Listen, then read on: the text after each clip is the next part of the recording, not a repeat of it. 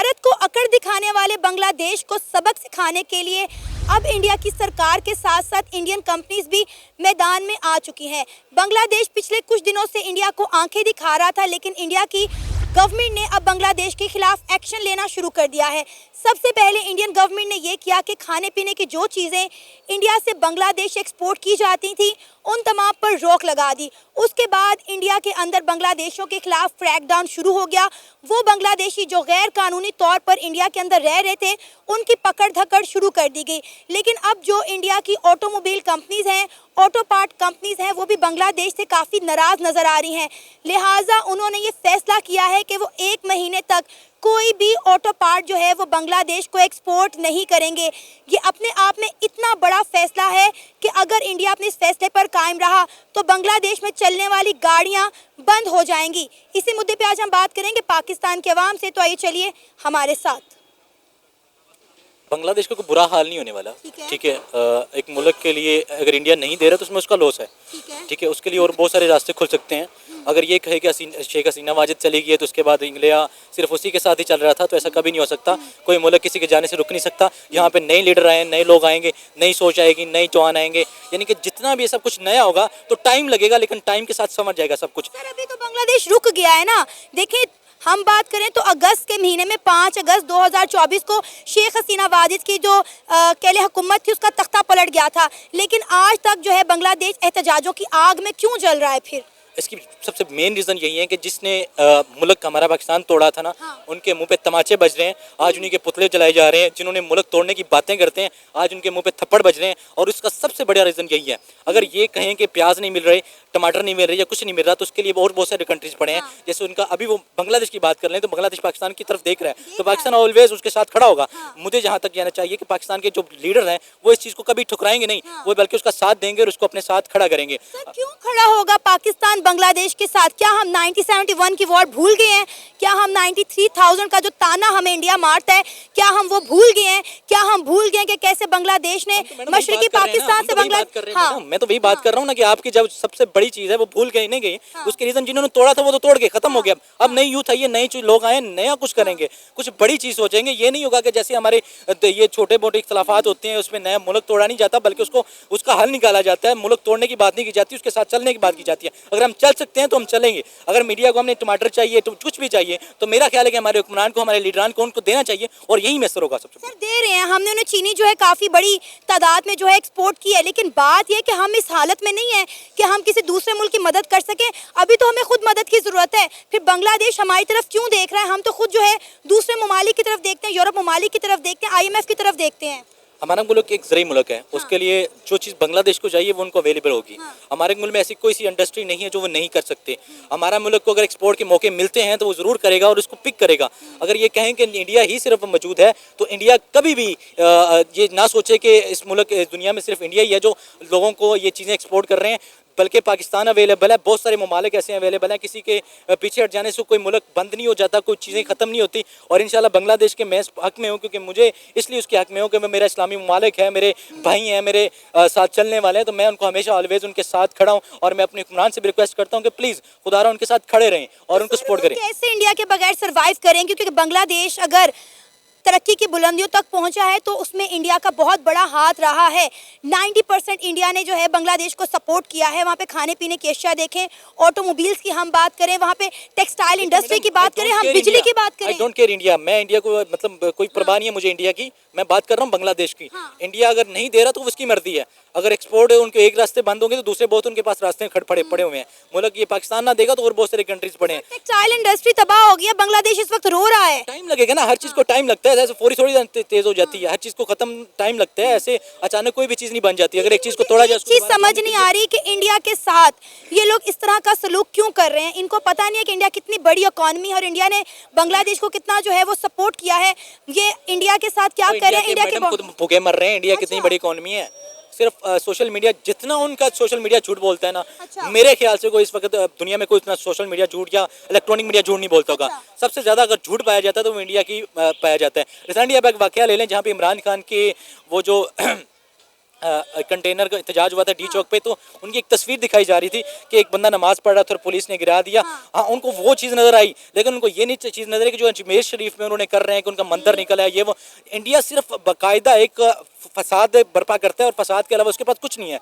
अगर वो चाहता है कि ये चीज़ें ख़त्म हो तो ये उनके ये झूठ, ये जो इलेक्ट्रॉनिक मीडिया है और सोशल मीडिया को ख़त्म करना पड़े, झूठ ख़त्म करना पड़े, लेकिन झूठ उनमें कूट कूट के भरा है। वो इतने नफरत अंगेज़ बातें करती है मीडिया उनकी कि बात वहीं पे ख़त्म हो जाती है। सर, पाकिस्तान की मीडिया के बारे में क्या ख्याल है? आग तो पाकिस्तान का मीडिया भी लगाता है, दोनों तरफ से आग लगती है, ताली दोनों हाथों से ही बजती नहीं, है। ऐसा कभी पाकिस्तानी मीडिया नहीं करता। पाकिस्तानी मीडिया हमेशा पॉजिटिव चीज़ दिखाता है, वो चीज़ दिखाता है जो किसी के लिए, जब वो आगाज़ करते हैं तो उसके बाद पाकिस्तान उसको कोई उनको उनकी हकीकत उनको दिखाता है। पाकिस्तानी मीडिया हमेशा अपनी आग को सच दिखाता रहे और इंशाल्लाह दिखाता रहेगा। अच्छा, मुझे एक चीज़ समझ नहीं आ रही कि जब हम 1971 की इतनी बड़ी वॉर भूल के बांग्लादेश को एक बार फिर से सपोर्ट करने को तैयार हैं, तो फिर हम कश्मीर का मसला एक तरफ रखकर इंडिया के साथ ताल्लुकात दोबारा से बेहतर क्यों नहीं कर लेते? क्योंकि देखें, इंडिया इस वक्त दुनिया की उभरती हुई मौसी ताकत है।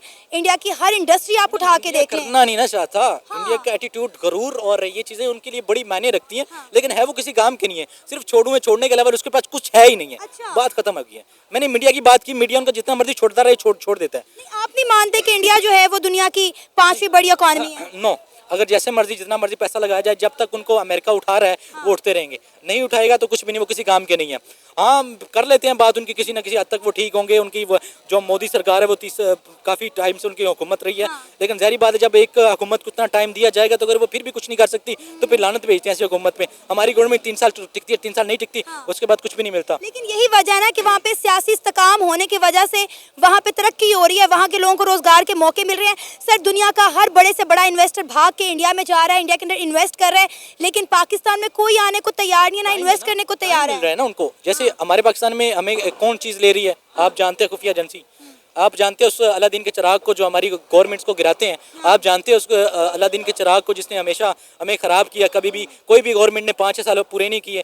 जब अगर कोई कर लेता है तो उनको अगर उससे तकलीफ होती है, वो कमाओ पुत्र नहीं कमा के लाता तो दूसरा कमाओ पुत्र को आगे कर देते हैं। अब इसने मांग लिया, दूसरे को मांगने के लिए भेज देते हैं। तो ये सिलसिला जब चलता रहेगा तो मुल्क कैसे तरक्की करेगा? उनके पास एक ही है, उनकी कोई सुनता नहीं है। तो जो अलादीन है वो मेरा ख्याल है जब तक साइड पर नहीं होगा तो तब तक मुल्क कभी तरक्की नहीं कर सकता। क्या बांग्लादेश इंडिया के बगैर सरवाइव कर सकता है, जैसे इंडिया ने इनकी तमाम तर ऑलमोस्ट एक्सपोर्ट पर बैन लगा दिया? जरूर कर सकता है। और कोई भी मुल्क किसी मुल्क के साथ कभी भी आगे नहीं जाता होता।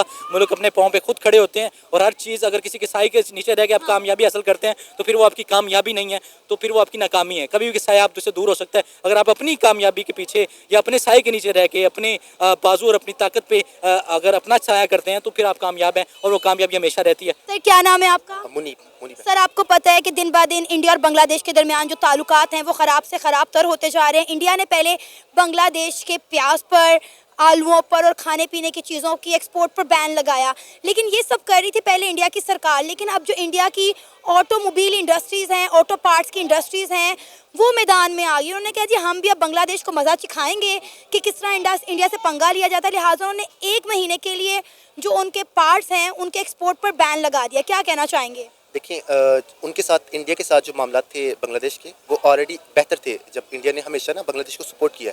इंडिपेंडेंस के टाइम भी जब बांग्लादेश की इंडिपेंडेंस हो रही थी, पाकिस्तान मुसलमानों के साथ उनके मामला खराब थे, बट इंडिया वालों ने उनको सपोर्ट किया, हिंदुस्तान उनको सपोर्ट किया हर मामला में ना।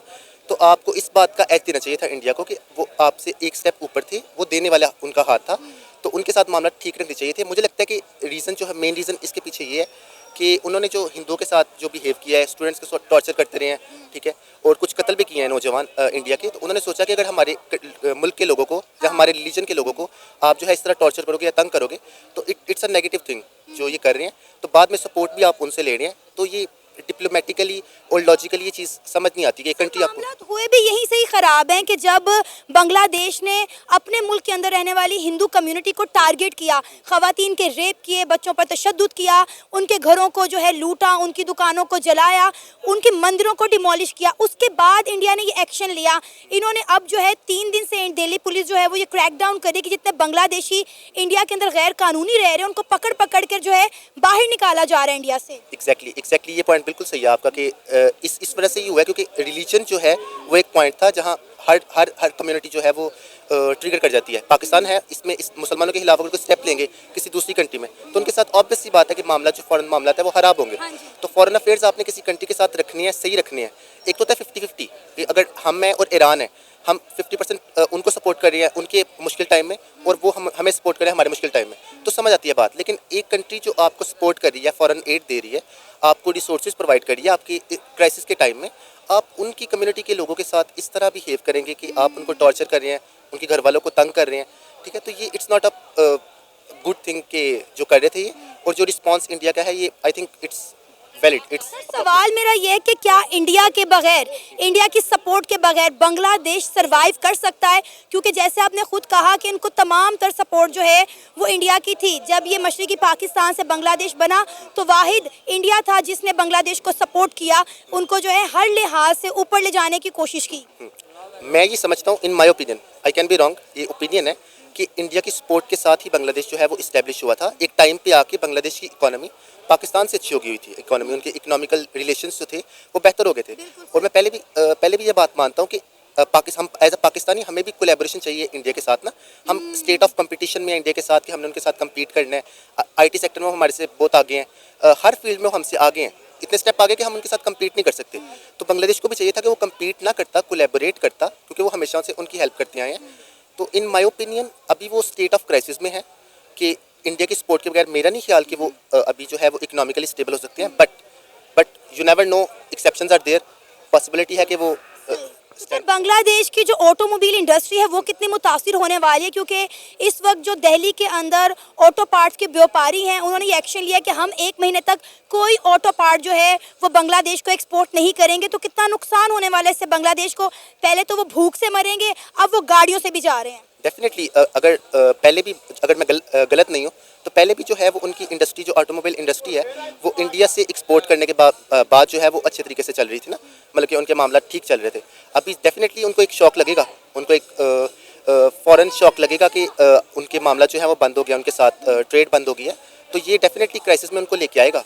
तो यू नेवर नो अब क्या होगा आगे। पहले ही बांग्लादेश एक नई सूरत हाल में गया है, वहाँ पर हसीना वाजद की हुकूमत थी, उसके बाद एक इनकलाब, जैसे लोग कहते हैं इनकलाब आया, और इनकलाब के बाद एक नई हुकूमत आई है वहाँ पर, जिसमें लोग कहते हैं ये अवामी हुकूमत है। बहुत से स्टूडेंट थे जिनकी स्ट्रगल से ये सारा कुछ हुआ, और वहाँ की जो प्राइम मिनिस्टर थी हसीना वाजद, वो जो है यहाँ से इंडिया भागकर चली गई।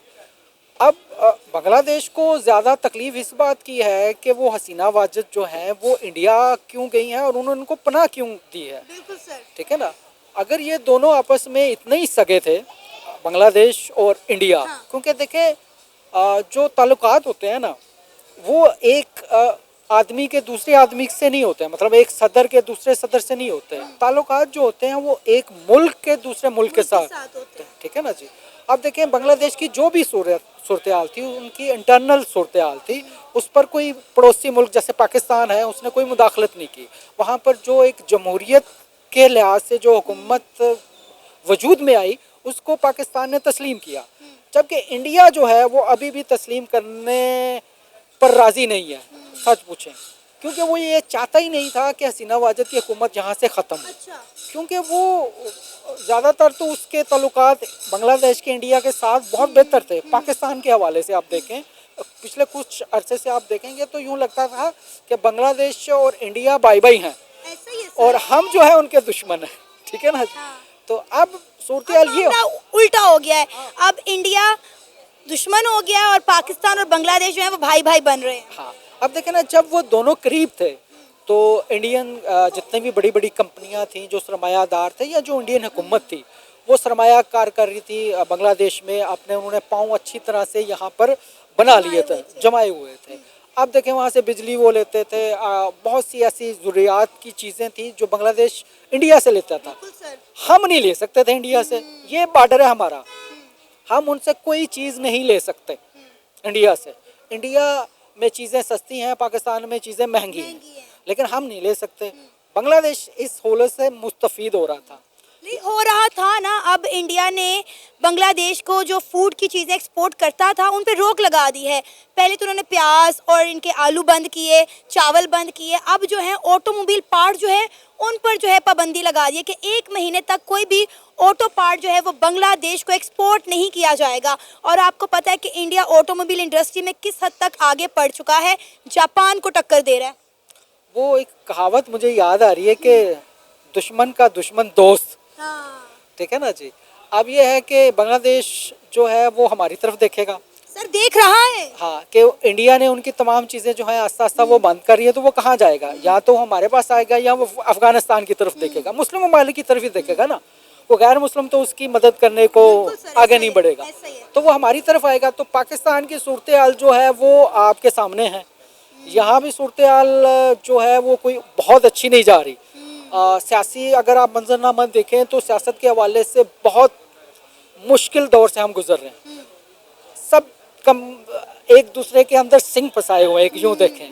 सबकी तवज्जो ये है कि पाकिस्तान में हुकूमत कौन करेगा, ऐसे ही है सर। चलेगी किसकी, लाठी किसकी चलेगी, इस पर जुड़े हुए हैं। लेकिन हम अपने इर्द गिर्द आप देखें तो एक बांग्लादेश ऐसा मुल्क है जहाँ पर यही हालात है जो आजकल पाकिस्तान के चल रहे हैं, यही मिलते जुलते हालात थे और वो वहाँ पर पासा एकदम सम से पलट गया है। अब वो हमारी तरफ तो देख रहे हैं, बहैसियत एक मुसलमान हम उनकी ज़रूर मदद करेंगे जितना हो सकता है। पाकिस्तान इस वक्त तो हमें खुद मदद की ज़रूरत है। पाकिस्तान तो खुद सियासी और मौशी बहरान से गुजर रहा है, तो हम बांग्लादेश की मदद किस तरह कर सकते हैं? सुनने में ये खबर सामने आई है कि हमने बांग्लादेश को जो है वो चीनी एक्सपोर्ट की है, लेकिन आप खुद देख लें कि पाकिस्तान में इस वक्त चीनी की कीमत क्या है। बिल्कुल आपकी बात 100% ठीक है। हम अक्सर ऐसे ही काम करते हैं। हमारे मुल्क में जो चीनी होती है वो थोड़ी होती है, लेकिन हम एक्सपोर्ट ज़्यादा कर देते हैं और यहाँ पर चीनी के बहरान पैदा हो जाते हैं। अब भी चीनी अगर बांग्लादेश में जा रही है तो वो महंगे दामों जा रही, कुछ सस्ते दामों नहीं जा रही। लेकिन सर बात यह है कि हम वो वक्त क्यों भूल गए 1971 में, जब इसी बांग्लादेश ने मशरकी पाकिस्तान से बांग्लादेश बनने के लिए इंडियन आर्मी को पाकिस्तान आर्मी के सामने ला के खड़ा कर दिया था। आज भी 1971 के ताने देती है इंडिया की आवाम हमें, और आज हम उसी बांग्लादेश को सपोर्ट करने निकल गए हैं, उसकी मदद करने निकल गए हैं। बात यह है कि क्योंकि मंजरनामे चेंज होते रहते हैं, ठीक है। हालात चेंज होते रहते हैं, दोस्त दुश्मन बन जाते हैं, दुश्मन जो हैं वो आपस में दोस्त बन जाते हैं।